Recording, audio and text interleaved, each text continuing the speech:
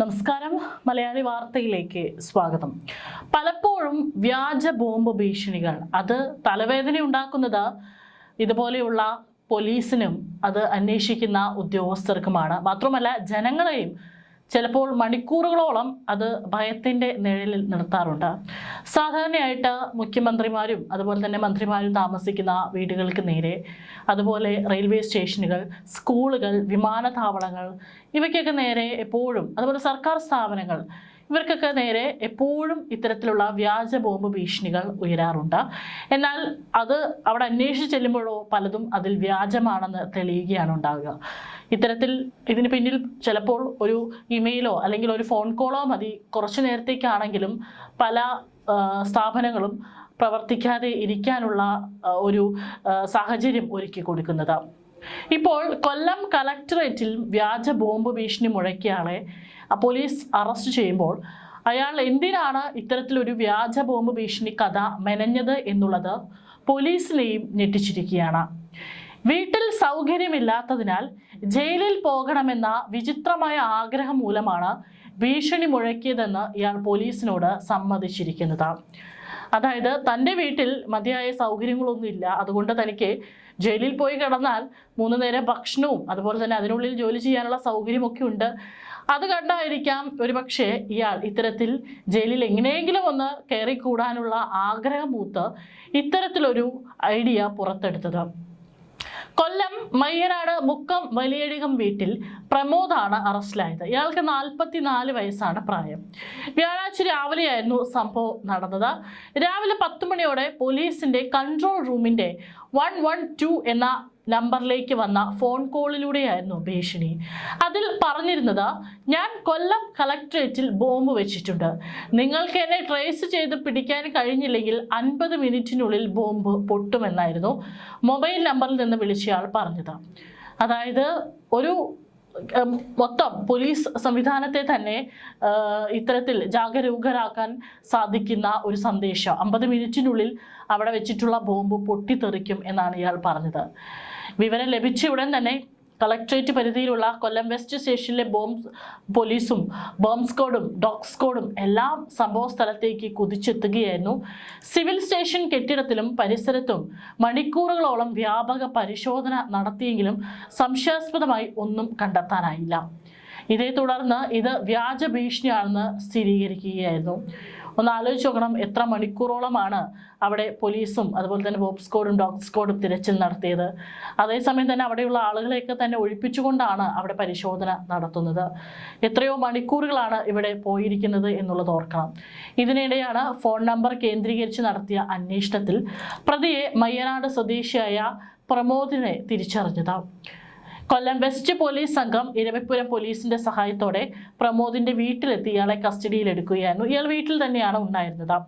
മാത്രമല്ല ഒരുപക്ഷെ ഇയാൾ ഉപയോഗിക്കുന്ന മൊബൈൽ ഫോണിൽ നിന്നായിരിക്കാം ഇയാൾ വിളിച്ചിട്ടുണ്ടാവുക. കാരണം അത് പോലീസിനെ ട്രേസ് ചെയ്യാൻ വളരെ എളുപ്പമായിരിക്കും. അങ്ങനെ തന്നെ വേഗം ട്രേസ് ചെയ്ത് വീട്ടിലെത്തിക്കഴിഞ്ഞ് തന്നെ അറസ്റ്റ് ചെയ്ത് ജയിലിലിടും എന്നുള്ള ഒരു ആഗ്രഹം കൊണ്ടായിരിക്കാം ഇയാൾ ഇത്തരത്തിൽ ചെയ്തിട്ടുണ്ടാവുക. പലതരം ആഗ്രഹങ്ങൾ കേട്ടിട്ടുണ്ട്, പക്ഷെ ഇത്തരത്തിൽ ജയിലിൽ പോകണം, അവിടെ സുഖിച്ചു കഴിയണം എന്നുള്ള ആഗ്രഹം ഒരുപക്ഷെ വളരെ അപൂർവമായിരിക്കും. ചോദ്യം ചെയ്യലിൽ താനാണ് വിളിച്ചതെന്ന് പ്രമോദ് ഉടൻ തന്നെ സമ്മതിച്ചു.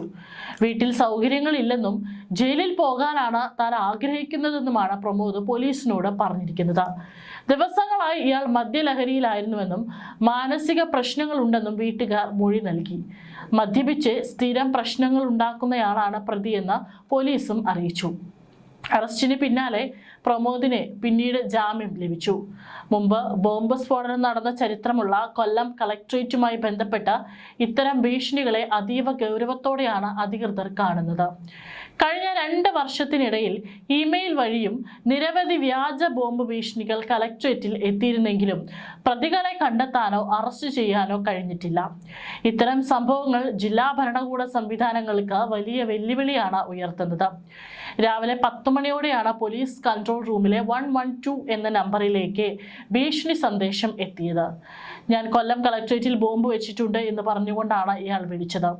ഏതായാലും ഉടനെ തന്നെ പോലീസ് ഈ സന്ദേശം ഉന്നത ഉദ്യോഗസ്ഥർക്ക് കൈമാറുകയും അതീവ ജാഗ്രതാ നിർദ്ദേശം നൽകുകയും ചെയ്തു.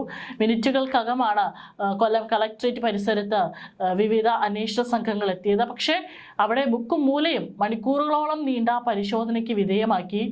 ജീവനക്കാരും പൊതുജനങ്ങളും അവിടെ പരിഭ്രാന്തിയിലായെങ്കിലും സംശയാസ്പദമായ ഒന്നും കണ്ടെത്താനായില്ല. ഇതോടെയാണ് അതൊരു വ്യാജ ബോംബ് ഭീഷണിയാണെന്ന് പോലീസ് തിരിച്ചറിഞ്ഞത്. ഒരുപക്ഷെ ഇത് കേൾക്കുന്നവർക്കും പലർക്കും തമാശയായി തോന്നാം, അല്ലെങ്കിൽ ഇത് ചെയ്ത വ്യക്തിയുടെ ഈ ഒരു ആഗ്രഹം കേട്ട് നമുക്ക് ചിരി വരാം. പക്ഷേ ഇതൊരിക്കലും അങ്ങനെ ചിരിച്ചു തള്ളേണ്ട ഒരു കാര്യമല്ല. ഇത്തരത്തിൽ പല ബോംബ് ഭീഷണികളും നമ്മുടെ ഇവിടുത്തെ മുഖ്യമന്ത്രി പിണറായി വിജയൻ താമസിക്കുന്ന ക്ലിഫ് ഹൗസിലടക്കം ബോംബ് വെച്ചിട്ടുണ്ടെന്ന് പറഞ്ഞു വരുന്നുണ്ട്. അതുപോലെ തന്നെ എപ്പോഴും വിമാനത്താവളങ്ങളിലും വിമാനം പുറപ്പെട്ടതിന് ശേഷവും ബോംബുണ്ട് എന്നൊക്കെ പറഞ്ഞുകൊണ്ട് ജനങ്ങളെ ഭയപ്പെടുത്തി ഇത്തരത്തിലൊരു ഭീതി സൃഷ്ടിക്കുന്നത് ചിലർക്കൊരു ഹരമാണ്. അവർക്കെതിരെ കൃത്യമായിട്ടുള്ള നടപടി തന്നെ പലപ്പോഴും എടുക്കാറുണ്ട്. ഒരു ഇമെയിലിലോ അല്ലെങ്കിൽ ഈ പറഞ്ഞതുപോലെ ഒരു ഫോൺ കോളിലൂടെ ആയിരിക്കും, അല്ലെങ്കിൽ ഒരു മെസ്സേജിലൂടെ ആയിരിക്കും ഇത്തരത്തിലുള്ള ആളുകൾ പൊതുവെ ഇത്തരത്തിലുള്ള ബോംബ് ഭീഷണികൾ സാധാരണ മുഴക്കാറുള്ളത്. മുൻപ് യഥാർത്ഥ ബോംബ് സ്ഫോടനം നടന്ന ചരിത്രമുള്ള ഇടമാണ് കൊല്ലം കളക്ട്രേറ്റ്. അതിനാൽ തന്നെ ഇത്തരം ഭീഷണികളെ അതീവ ഗൗരവത്തോടെയാണ് ജില്ലാ ഭരണകൂടം കാണുന്നത്.